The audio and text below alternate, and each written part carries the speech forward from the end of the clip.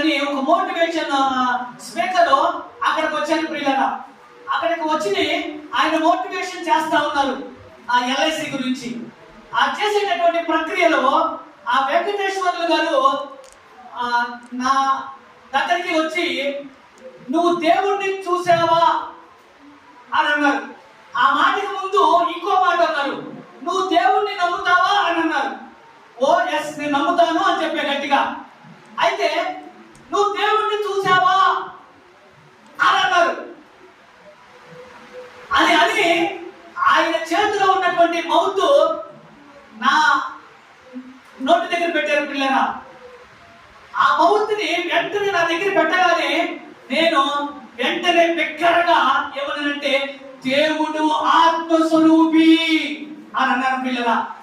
నిజముగా అక్కడ ఉన్నటువంటి ఆ యొక్క మీటింగ్ లో ఎంతమంది అయితే ఉన్నారో అంతమందికి కూడా చాలా స్పష్టంగా, చాలా గట్టిగా వినపడింది పిల్లరా.